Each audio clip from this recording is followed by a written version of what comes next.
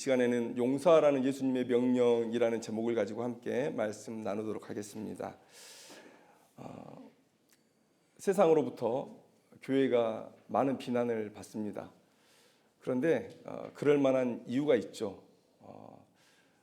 잘난 척하고 있는 척하고 그러면 더 많은 욕을 먹는 거죠. 그런데 교회에 다니시는 분들은 대부분 자기의 삶을 거룩하다, 세상보다 더 낫다라고 생각해요. 그런데 세상에 보니까 우리와 별로 다를 게 없네. 그러니까 세상 사람이라면 욕하지 않을 상황이지만 그러나 교회 다닌다고 그렇게 의시됐던 우리들을 비난할 수 있는 거죠. 예수님 시대의 바리새인이나 제사장들 또 율법 선생들, 서기관들이 했던 일이 뭡니까? 장로들의 전통을 만들어내죠. 이러면 부정한 거야. 이러면 거룩한 거야.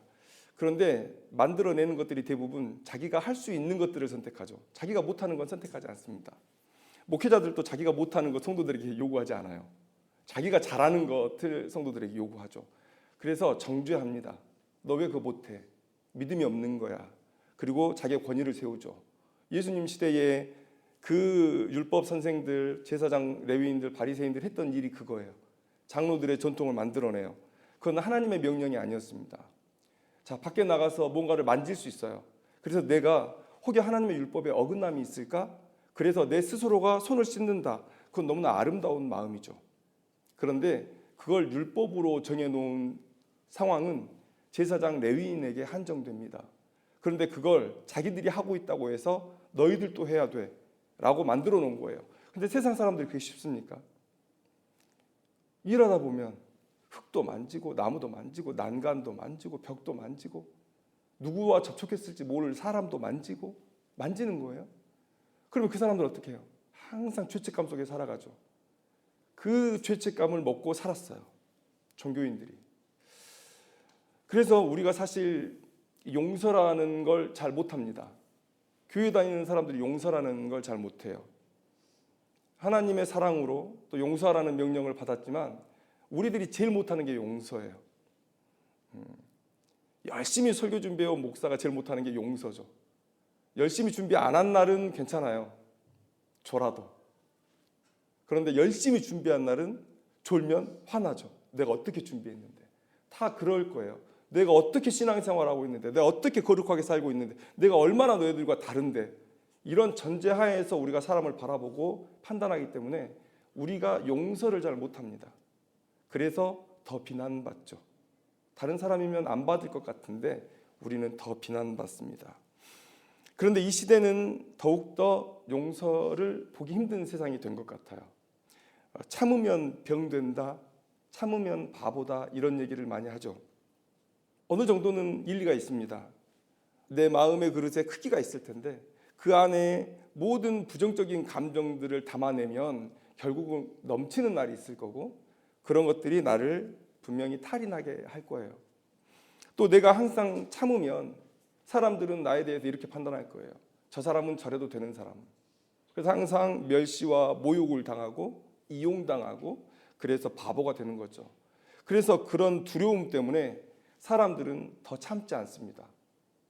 경쟁은 심해졌고 누구나 나를 짓밟고 올라가라는 이 세상 속에 남에게 어떤 꼬투리도 주지 않기 위해서 우리는 그런 두려움 가운데 남을 참아주지 않아요. 포용해주지 않아요. 용서해주지 않습니다. 우리의 감정 표현은 매우 즉각적이고 매우 과장되어 있어요. 실제 그런 공격이 내게 오지 않았어도 올 것을 감지하면 그냥 바로 나가죠. 부부싸움이 그렇습니다.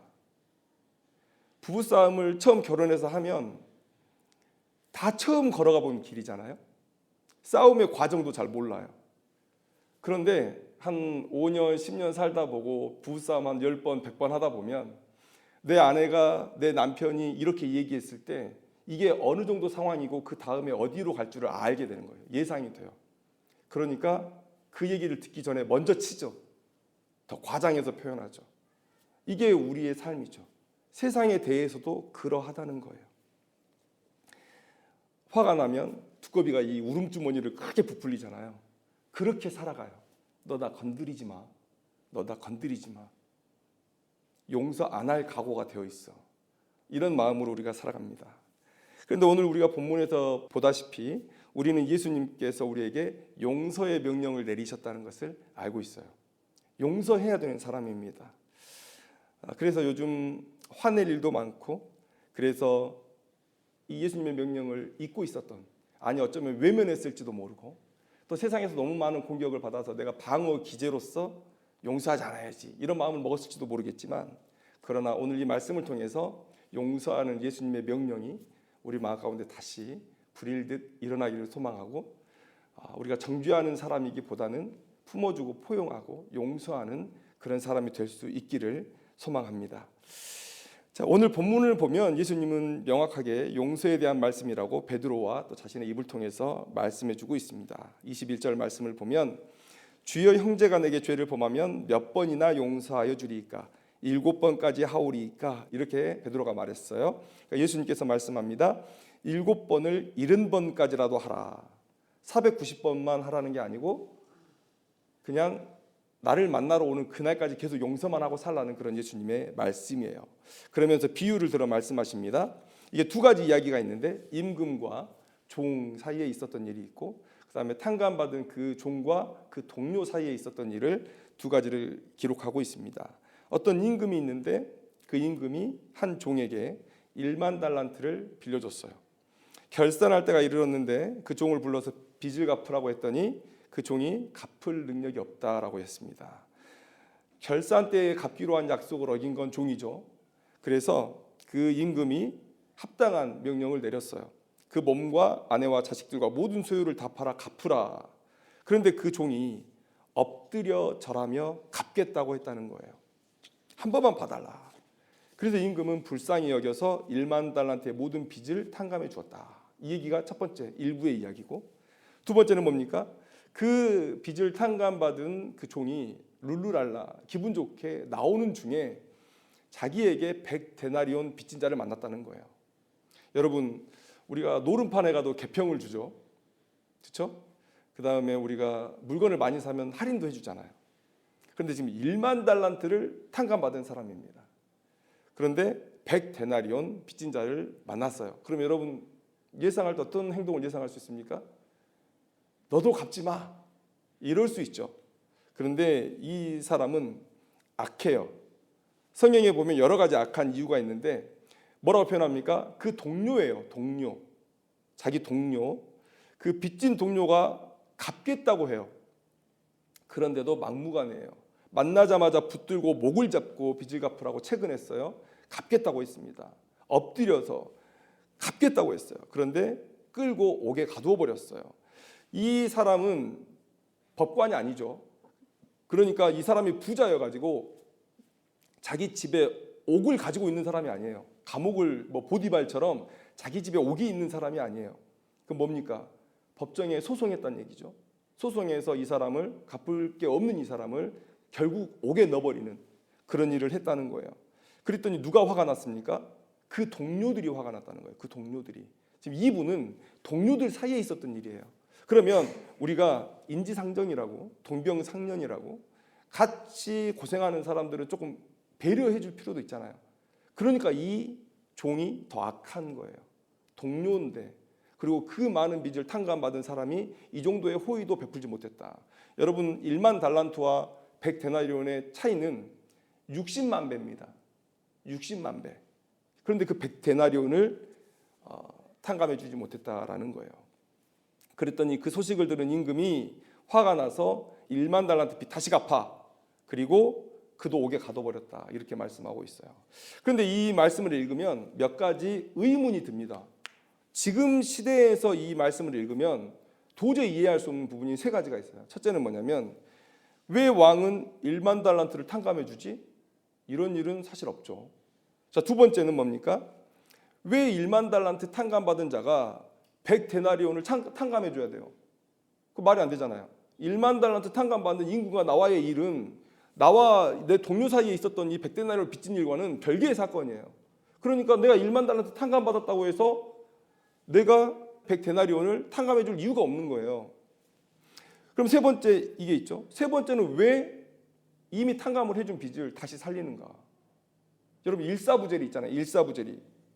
한 번 확정적으로 판단이 내려지면 그 사건에 대해서는 다시 심리하거나 처벌하지 않는다. 이게 일사부재리예요. 이미 왕이 판결을 내렸는데 그 판결을 왕이 번복해요. 이 상황을 지금의 생각으로는 상식으로는 이해할 수 없다는 거예요. 그런데 이 비유는 지금의 이 세상을 우리에게 알게 하고자 주신 비유가 아니고 천국에 대한 비유라고 말씀하고 계세요. 우리가 이 사실을 깨달아야 돼요. 23절 말씀을 보면 그러므로 천국은 그 종들과 결산하려 하던 어떤 임금과 같으니 야 천국이 어떻게 임금이 될 수 있지라고 생각할 수 있습니다. 그런데 우리가 이렇게 생각하면 좋겠어요. 세종이 통치하는 나라는 세종의 나라죠. 그렇죠? 그래서 그 임금이 통치하는 나라는 그 임금의 나라예요. 근데 여기서 임금은 하나님을 비유로 하기 때문에 하나님께서 다스리는 나라 천국. 그래서 천국은 이러한 통치 원리가 적용되는 나라다라고 이 비유를 이해하시면 될 것 같습니다. 그래서 이 질문을 하나하나 우리가 답을 하다 보면 이 세상에서 이해할 수 없는 천국의 비밀 그리고 하나님의 명령을 우리가 명확하게 깨달을 수가 있죠. 자, 첫 번째 질문은 뭡니까? 왜 왕은 1만 달란트를 탕감해 주느냐라는 거예요. 이 비유는 용서에 대한 비유입니다. 돈에 대한 비유가 아니에요. 죄에 대한 비유예요. 그래서 베드로는 이게 용서요 죄에 대한 이야기라는 것을 명확하게 우리에게 얘기해 주고 있다는 거예요. 자, 왜 왕은 백성의 빚을 탕감해 주는가? 이 세상에서는 있을 수 없는 일입니다. 그런데 하나님 나라에서는 그 일이 가능하고 그 일이 이미 일어났다는 거예요. 우리는 우리 창조주 하나님께 감히 갚을 수 없는 빚을 지었습니다. 여기서는 1만 달란트로 표현되고 있죠. 종이 갚을 수 있는 금액이 아닙니다. 1데나리온이 일꾼의 하루 품삯이에요. 그런데 100데나리온 곱하기 60만 하면 도대체 며칠을 일해야 돈을 갚을 수 있죠? 이건 종이 갚을 수 없는 돈입니다. 그만큼의 우리가 죄의 빚을 지었다는 거예요. 그러니까 도무지 우리가 해결할 수 없는 죄의 빚을 임금께 지고 있다라는 것이죠. 그러니 하나님 앞에 우리는 항상 엎드려서 용서를 구해야 될 죄인일 뿐이다. 그런데 하나님께서 그 갚을 수 없는 빚을 탕감해 주셨다는 거예요. 우리가 할 수 없으니까. 창세기의 이야기가 바로 그겁니다. 1장, 2장에서 창조의 이야기를 말씀해 주세요. 3장에서 선악을 알게 하는 나무의 열매를 먹었다는 거예요. 그리고 나서 아브라함이 등장하기 전까지 그 사이의 이야기는 뭡니까? 인간이 할 수 없다는 걸 보여주는 거예요. 아브라함이 죄를 지었어요. 나중에 누군가가 손들고 얘기할 거예요. 아니 하나님 예수님에 대한 믿음을 저에게 얘기하시면 어떻게 합니까? 하나님이 나서지 않았으면 나 스스로 나를 구원할 수 있었다니까요 라고 항변할 수 있어요. 그 항변에 대한 입막음이에요. 3장부터 11장까지의 이야기는 뭡니까? 가인이 아벨을 죽이고 그 죄의 절정으로 치달아가고 그 다음에 노아의 홍수, 죄가 관영해서 심판을 했는데 그리고 의인들만 남겨놓고 새로운 기회를 줬는데 그들이 다시 바벨탑을 쌓죠. 하나님을 정확히 대적하는 일만 해요. 그래서 12장에 아브라함이 등장해요. 그건 뭡니까? 하나님의 선언입니다. 이제 너희들이 하지 못하는 일을 내가 하겠다. 그래서 예수 그리스도를 준비시키시죠.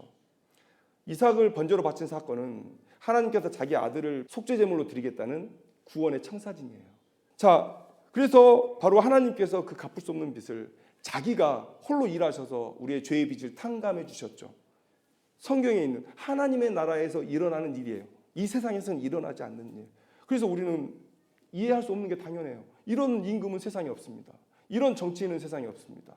그런데 하나님만이 하나님의 나라에서 가능하다. 하나님은 이렇게 통치하신다는 거예요. 곰곰이 생각해 봤어요. 내가 왜 내 자식을 사랑하지? 왜 사랑하세요? 이유를 못 찾겠어요. 이유를. 내 애가 이쁜 짓만 해서 내가 얘를 사랑하나? 벌써 고개를 젓고 계시네. 우리 박영희 집사님은 아주 애가 이뻐서 그냥 어쩔 줄을 몰라 하는 게 보여요. 그러니까 우리 박영희 집사님은 애가 이뻐서 사랑하는 거죠. 그런데 우리가 사실 그렇게 또 안 이쁜 짓을 하잖아요. 왜 내가 얘를 사랑하지? 근데 그게 설명이 안 되는 거예요, 원래. 제가 챗GPT에도 물어봤어요. 근데 뭐 이런 방법, 종족 종족을 번성시켜야 되니까 우리는 이 자녀를 사랑하는 마음을 가지고 그렇게 살아야 된다. 뭐 이런 여러 가지 이유를 댔어요. 뭐 도덕적으로, 윤리적으로, 뭐 생물학적으로 뭐 여러 가지 했는데 여러분 그건 어차피 답을 못 냅니다. 왜냐하면 이 사랑은 우리에게서 시작된 사랑이 아니에요. 하나님께서 먼저 사랑하셨고 그래서 내가 너희들을 얼마나 사랑하는지를 너희들이 한번 경험해봐라고 해서 맛보기로 주신 게 우리 가족이에요. 그래서 우리가 먼저 사랑한 사랑이 아니기 때문에 우리가 왜 내가 내 자식을 사랑하지는 답이 없어요. 물론 하나님께 정말 패역한 백성들은 내 자식을 해코지 하기도 하겠죠. 그러나 정상적인 생각을 가진 사람, 삶을 사는 사람은 내 자녀를 사랑하는데 이유 없이 사랑해요. 이유가 없어요. 그래서 우리는 내 자식을 위해서 내 목숨을 버릴 수도 있다고 얘기하죠. 진짜 그래요. 내가 내 자식을 위해 죽을 수도 있다. 그게 하나님께서 우리의 마음 가운데 심어놓은 자식을 향한 마음이에요. 하나님께서 그렇게 하셨고 우리를 그렇게 살리셨고 이게 천국이에요. 이게 천국이다. 그래서 하나님 나라의 통치가 이러하다는 거예요. 그래서 이 말씀을 세상에 빗대어 이해하려고 하면 이해가 안 되죠. 명확히 말씀하고 계세요. 이건 천국에 대한 비유다. 이 세상에 그런 사랑은 없다. 자, 그러면 두 번째 질문. 왜 1만 달란트를 탕감받은 자가 100데나리오를 탕감해 줘야 할 의무를 지냐 하는 거예요. 이 두 번째 질문은 세 번째 질문으로 자연스럽게 넘어가요. 주인은 왜 다시 불러 죄를 묻는가? 여러분, 본문은 뭐라고 얘기합니까? 네가 받았으니까. 네가 그 빚을 탕감을 받았으니까 너도 용서해야 돼. 이렇게 얘기하고 있어요. 33절에 임금이 이렇게 얘기합니다. 내가 너를 불쌍히 여긴 것 같이 너도 내 동료를 불쌍히 여김이 마땅하지 아니하냐. 여러분, 이 왕의 이 빚의 탕감은요, 꼭 알아야 됩니다. 사명을 지우는 탕감이라는 거예요. 왕의 이 용서는 우리에게 사명을 지우는 용서다라는 거예요. 세상 법으로 하면 말이 안 되죠. 이것과 이건 별개 아닙니까? 그런데 하나님 나라는 그렇지 않다는 거예요. 받은 대로 흘려보내는 것이 곧 하나님 나라의 원칙이라는 거예요. 하나님께 받은 사랑을 세상 가운데 드러내고 또 하나님께 받은 용서를 세상 가운데 알려서 그들로 하여금 용서받게 하고 또 우리의 삶에서 만나는 사람과 사람 사이의 많은 일들을 용서해 줌으로 인해서 하나님의 영광을 드높이고 여러분 이게 우리의 일이라는 거예요. 그래서 왕은 다시 불러서 그를 심판할 수 있습니다. 왜요? 이 세상의 비유가 아니라 천국의 비유이기 때문에 그렇다라는 거예요. 하나님은 우리에게 말씀하세요. 네가 용서를 받았다. 내가 너를 용서했으니 너희도 내게 받은 은혜를 기억해서 타인을 용서하여 하나님의 나라를 세워가라. 이렇게 우리에게 사명을 지우는 용서를 해주신 거예요. 그래서 예수님의 말씀을 따라 우리가 어떤 자가 되어야 됩니까? 우리는 용서하는 자가 되어야 돼요. 용서하는 자. 동의하십니까? 우리는 용서하는 자가 되어야 돼요. 그런데 여기서 대번에 이런 질문이 나올 거예요. 반발. 무작정 모든 일을 다 용서해야 됩니까? 이렇게 되죠. 그런데 예수님의 용서에 대한 다른 가르침이 있어요. 누가복음 17장 3절 말씀에 이렇게 기록하고 있습니다. 너희는 스스로 조심하라. 만일 내 형제가 죄를 범하거든 경고하고 회개하거든 용서하라. 이렇게 말씀하고 있어요. 용서까지 이르는 단계가 있다는 거예요. 경고하고 그리고 회개할 때 용서하라는 거예요. 이 예수님의 가르침이 오늘 읽었던 본문 바로 앞에 있었던 본문이에요. 오늘 본문 바로 앞에 무슨 얘기가 있냐면 예수님께서 이렇게 가르치시죠. 내 형제가 죄를 범하거든 가서 너와 그 사람과만 상대하여 권고하라 이렇게 얘기하고 있어요. 누가복음은 경고라고 되어 있지만 여기서 권고라는 말을 썼어요. 어떤 사람이 너에게 죄를 지었을 때 가서 권고하라는 거예요. 지금 뭐라고 얘기합니까? 예수님은 경고하라 그랬죠. 그러니까 네가 무엇이 잘못인지를 알려주라는 거예요. 그리고 나서 이 사람이 어떻게 합니까? 만일 들으면 내가 내 형제를 얻은 것이요 이렇게 얘기하고 있죠. 근데 만일 듣지 않으면 어떻게 합니까? 그러면 그 사람 포함해서 두세 사람이 다시 가서 다시 권고하는 거예요. 들으면 그 형제를 또 얻은 거죠. 듣지 않으면 어떻게 합니까? 이젠 교회의 말에서 교회가 그 교회의 권위로 얘기를 하게 하라는 거예요. 그래서 그가 들으면 그건 무슨 얘기입니까? 회개하거든이 되겠죠. 회개하거든, 그러면 당연히 교회에 받아들이는 거죠. 우리 형제로. 근데 그렇지 않으면 어떻게 합니까? 이방인과 세리와 같이 여기라는 거예요. 용서를 못 받았다는 얘기죠. 이방인과 세리는 뭔 말입니까? 교회 공동체 안에 들어오지 못했다는 얘기죠. 하나님의 구원의 복음 안에 있지 않다는 얘기죠. 그러면 이 뒤에 있는 말씀, 너희들이 용서를 받았으니, 내가 구원받은 건 확실하잖아요. 그러니까 내가 하나님의 놀라운 은혜를 경험했으니까 나는 나가서 무작정 모든 일에 대해서 난 용서해야 돼. 그런데 예수님의 가르침, 다른 가르침에는 또 다른 말씀을 하고 계시다는 거예요. 어떻게 합니까? 권고하고 경고하고 회개의 흔적이 보이거든 용서하라는 거예요. 그러니까 무작정 용서하라는 말씀이 아니죠. 이런 단계가 있다는 사실을 우리가 알아야 돼요. 그래서 여러분, 우리가 만약에 무작정, 무조건적으로 모든 일을 용서하게 되면 어떻게 됩니까? 우리의 삶의 목적은 하나님의 나라를 세우는 게 목적이죠. 그런데 여러분, 우리가 만약에 모든 일을 그렇게 쉽게 용서한다면 문제가 생기죠. 하나님의 공의의 성품이 가리워지죠. 우리를 통해서 하나님은 세상을 심판하세요. 우리를 통해서 하나님의 법이 세상 가운데 나타나야 돼요. 우리를 통해서 그게 선이요 그게 악임을 드러내야 돼요. 그런데 우리가 악한 일을 해도 그가 아무런 회개의 흔적을 보이지 않아도 예수님이 용서하라 그랬으니까 가서 용서해요. 아, 용서, 하하하, 용서, 괜찮아, 괜찮아. 이게 예수님께서 말씀하시는 용서가 아니라는 거예요. 성경에서 보면 하나님은 죄를 그냥 용서하시는 법이 없어요. 반드시 그 죄에 대한 책임을 물으십니다. 어디 성경에 무작정 하하하 해요? 그러면 만인 구원설이 맞죠. 하나님도 못하는 일을 우리한테 시키면 됩니까? 우리한테 모든 걸 다 용서하라고 하셔놓고 하나님은 택한 자만 용서하겠다? 그럼 말이 안 되잖아요. 그럼 만인 구원설로 가야죠. 근데 하나님은 한 번도 죄를 그냥 용서하신 적이 없어요. 반드시 그 죄에 대한 책임을 물으시는 것이죠. 그래서 우리는 무작정 용서하면 안 돼요. 무작정 용서하면 하나님의 공의를 가리울 것입니다. 그리고 그들에게, 죄 짓는 그들에게 올바른 의의를 깨우쳐주지 못하기 때문에 사람들은 자기 의에 도취될 거예요. 자기 의에 도취돼서 방종으로 나아가게 될 겁니다. 내 멋대로 사는 거예요. 그래서 결국 사람들은 구원과 반대되는 길로 가겠죠. 이런 무조건적인 용서, 이것은 하나님의 뜻과 배치돼요. 그래서 예수님의 말씀을 따를 필요가 있어요. 경고하고 회개의 흔적이 보이거든 그들을 용서하라는 거예요. 경고, 회개, 용서의 단계를 우리가 기억해야 돼요. 그래서 성경을 우리가 이해할 때는 어느 한 부분만 가지고 이해하면 안 돼요.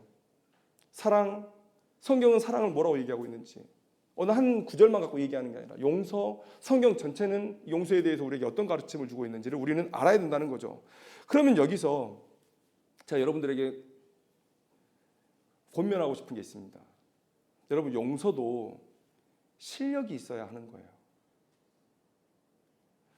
아무나 할 수 있는 용서가 아니에요. 내가 그릇이 안 됐는데 용서하려고 하면 아까 말했죠. 자기 속이 터져 죽어요. 자, 용서를 하려면 어떻게 해야 됩니까? 경고, 회개, 용서의 단계를 거친다 그랬죠. 우리 경고해야 돼요. 권고해야 돼요. 그러기 위해서 우리는 뭘 해야 됩니까? 하나님의 바른 진리를 알아야 돼요. 내가 명확한 하나님의 진리 아래 서서 나의 왼쪽은 죄요, 나의 오른쪽은 선이다라는 기준을 가지고 있어야 돼요. 이게 캐논 아닙니까? 캐논. 캐논이 뭡니까? 자예요, 자. 딱 갖다 대보고 얘는 기준 통과야, 얘는 기준 미달이야를 얘기해 줄 수 있는 거예요. 이 캐논을 들고 우리는 사람들의 행위를 얘기해 줄 수 있어야 돼요. 하나님 앞에 선인지 악인지. 그만한 실력이 돼야 되죠. 그런데 그만한 실력도 갖지 않은 자가 악한 자를 보고 선이라고 얘기하고 선한 자를 보고 악한 자라고 얘기하니까 지금 혼란의 시대가 됐죠. 누군가를 경고할 수 있는, 권고할 수 있는 실력을 가져야 돼요. 사도 바울이 서신서를 많이 썼잖아요. 그 서신서의 내용이 뭡니까? 교회를 진단하는 거예요. 예수님의 삶, 그가 받은 말씀을 가지고 그 가르침을 가지고 교회를 진단하고 성도들을 진단하고, 그래서 책망할 때는 책망하고 격려할 때는 격려하고 그들이 더 나은 믿음의 단계로 나아갈 수 있도록, 그 공동체가 성장해 갈 수 있도록 계속해서 사도 바울이 밀어주는 거죠. 그 실력이 있었기 때문에 그게 가능한 거예요. 용서도 단계가 있고 그 첫 번째 단계에 이르러서는 여러분들이 실력이 있어야, 말씀에 대한 실력이 있어야 용서할 수 있는 거예요. 그냥 하하하 웃는 용서는 용서 아니에요. 나도 죽어요. 그리고 용서받은 그 사람도 죽어요. 부정적인 감정을 이 마음의 그릇 얼마 크지도 않은 사람이 막 퍼담는 거예요. 하하하하 그리고 미쳐가는 거예요. 그런데 이 사람도 분명히 잘못인데 괜찮다는 거예요. 성경적으로 문제 없다는 거예요. 거룩하다는 거예요. 그러니까 그렇게 망해가는 거죠. 왕이 부도덕하고 타락할 때, 제사장이 부도덕하고 타락할 때 왜 이스라엘 백성이 모두 다 심판을 받습니까? 그 기준을 말해줄 사람이 없으니까 다 같이 방종으로 달려가는 거니까 망하는 거죠. 실력 없는 사람의 용서는 나도 죽이고 상대방도 죽이고 교회도 죽이고 세상을 죽여요. 그래서 용서하고 싶으시면 실력을 갖춰야 돼요. 영적인 실력, 말씀의 실력을 키워야 된다는 거죠. 그 다음에 회개가 나오겠죠. 회개를 우리가 판단을 해야 되는데 그때 내 감정, 내 손해를 내려놓아야 돼요. 그리고 그 영혼을 사랑하시는 하나님의 마음만 붙들어야 돼요. 여러분, 지금 내게 죄를 지은 사람을 용서하라는 거예요. 내게 죄를 짓는 사람을. 지금 본문 18장 15절에서 20절까지는 이 죄를 범하거든요. 앞에 내게 죄를 범하거든요. 이게 빠져 있다는 거예요. 자, 내게 죄를 범한 사람도, 하나님께 죄를 범한 사람도 우리는 경고하고 회개의 흔적들을 봐야 되는데 우리에게 감정의 골이 깊을 수 있어요. 내게 죄를 범했어요. 내게 손해를 끼쳤어요. 내게 상처를 줬어요. 그런데 그 사람에게 너 그렇게 하지 마. 너 나빠. 라고 얘기했어요. 그랬더니 그 사람이 바짝 엎드려서 내가 너무 잘못했다. 나 몰랐다. 라고 해요. 근데 나는 아직 내 마음이 해결이 안 됐어. 그럼 어떻게 합니까? 용서 안 하죠. 됐어! 하고 돌이키고. 그리고 아니면 앞에서는 용서한 척 하지만 뒤로 돌아가서는 마음이 끙끙 앓죠. 저놈이 회개를 하지 말아야지. 나한테 잘못을 구하지 말아야지. 내가 쟤를 평생 미워하면서 복수의 마음을 가지고 살아가는데 쟤가 나를 용서했으니 내가 이거 어떻게 살지 막 속이 답답해 죽죠. 그러면 안 된다는 거예요. 내가 저 사람의 회개의 흔적들을 발견하려고 하면 내 손에 내 상처를 다 내려놓고 그 영혼을 살아가시는 하나님의 마음만을 가지고 판단해야 돼요. 그래야 제대로 그 사람의 회개의 흔적을 판단할 수 있어요. 어느 한쪽으로 치우치지 말고 저 사람이 내게 회개의 모습을 보였어요. 하나님의 마음은 어떨까요? 나한테 잘못을 구해요. 내가 보니까 안 돼. 그 정도로는 안 돼. 이건 하나님의 마음이 아니에요. 여러분, 부모 마음을 한번 생각해 보세요. 우리 아들이 잘못을 했어요. 막 야단을 치는데 야단을 치면서도 속으로 뭘 생각합니까? 처음에는 잘못했다고 해. 아빠한테 잘못했다고 해. 그럴 마음이 들죠. 근데 그럴 여지가 안 보이는 거예요. 그러면 그냥 고개만 한번 숙였다 들어. 그런 마음이 든단 말이죠. 어떻게든지 요만큼의 용서를 바라는 회개의 흔적, 잘못했다는 그런 마음의 흔적만 보여도 부모는 용서하게 돼 있어요. 그게 아버지의 마음이에요. 그런데 하나님은 우리를 통해서 그 사람의 용서를 하게 하잖아요. 그런데 그 용서를 해야 되는 사람이 판단의 기준이 너무 높아요. 왜? 감정에 상처가 있기 때문에. 야, 너 그 정도로는 안 돼. 내가 받은 마음의 상처가 어떤데? 내가 받은 손해가 어떤데? 그러니까 용서를 안 해주려고 하는 거예요. 그러지 말라는 거예요. 그래서 이 용서도 실력이 필요하다니까요. 내가 그만한 그릇이 안 되는데 자꾸만 용서하라는 그런 명령만을 붙들고 그렇게 하면 내가 죽어요. 그러면 이 회개의 흔적을 발견하기 위해서 우리는 먼저 뭘 해야 됩니까? 하나님의 마음에 깊이 잠기는 그런 경험을 해야 돼요. 예수 그리스도가 왜 나를 위해 죽었는지, 하나님께서 왜 그 예수 그리스도를 보내서 회개의 흔적조차 없는 나, 구원의 필요성조차 모르는 나, 죄 속에서 헤엄치고 살면서도 내가 죄가 묻었다는 이 사실조차도 인지하지 못하고 살아가는 나를 왜 구원하셨는지를 알아야 되죠. 그러면 내가 1만 달란트를 탕감받았다는 것을 알게 될 것이고, 내 옆에 있는 동료의 그 100데나리온이 정말 보잘것없다는 것을 알게 되죠. 그러면 그 하나님의 마음으로 그들을 용서할 마음이 생기는 거예요. 그래서 마지막으로 종국에는 그 사람을 용서하게 되는 거죠. 이게 용서의 메커니즘이죠. 그냥 하나님께서 용서하라 하셨으니까 분량도 안 드는데 그냥 조금은 아파하세요. 조금은 미워하는 마음 갖고 사세요. 그게 차라리 나아요. 미워하는 게 마음이 덜 아파. 그러나 어제보다 오늘이 더 믿음이 성장해야 되고 오늘보다 내일이 더 믿음이 성장해야 되죠. 여러분 그게 그거예요. 내게 닥치는 사건을 처리하는 실력이 달라지는 거예요. 방법이 달라지는 거예요. 처음부터 우리는 너무 큰 걸 원했어요. 교회에 문 열고 들어오자마자부터 막 직분 맡겨가지고 일하십시오, 기도하십시오. 막 예수님 하나님도 모르는데 기도부터 가르치잖아요. 그건 잘못됐죠. 조금씩 성장해가는 그런 모습을 기다릴 줄 알아야 돼요. 자기의 현실을 직시하고 내가 어느 정도까지 용서할 수 있고 내 그릇에 이 부정적인 감정을 품을 수 있는지를 기억하시고 결국 종국에는 어디로 나가야 됩니까? 이 자리까지 나아가야 되죠. 나를 죽이려고 하는 유대인들조차 품었던 사도 바울의 그 마음으로, 나를 죽였던 그 유대인들을 품었던 예수님의 마음으로 용서하는 그 지경까지 나아가야 되는데, 그 자리까지 나아가기 위해서 우리가 믿음의 실력들을 키워나가야 된다. 믿음이 성장해야 된다. 어줍지 않게 흉내내지 말고. 교회 안에서 성도님들을 보면 너무 힘들어하는 분들이 많아요. 이래서 힘들고 저래서 힘들고. 문제는 뭡니까? 믿음의 실력이에요. 그런데 믿음의 실력을 키울 일을 하지 않아요. 그게 문제죠.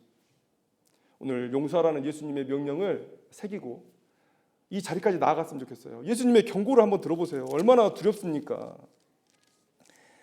너희가 각각 마음으로 형제를 용서하지 아니하면 나의 하늘 아버지께서도 너희에게 이와 같이 하시리라. 구원 받았는데 너희들 용서 안 했으니까 나 너희들 구원한 거 취소할 거야. 그 말씀이 아니죠. 본문의 내용을 읽어보면 그 말씀인데 그 말씀이 아니에요. 성경 전체로 보면 그만큼 간절하게 우리가 용서하는 사람이 되기를 바라신다는 예수님의 마음이죠. 여러분, 이 절대적인 명령을 우리가 붙들고 그런 자리까지 나아가기 위해서 우리가 믿음의 실력을 키워서 좀 더 넓은 마음의 그릇으로, 예수님의 그릇으로 세상을 용서하고 품에 안는, 그래서 나로 인해서 하나님의 사랑, 예수님의 사랑이 좀 더 흘러가는 그런 귀한 역사가 우리의 삶 가운데 있기를 주님의 이름으로 축원합니다. 기도하겠습니다.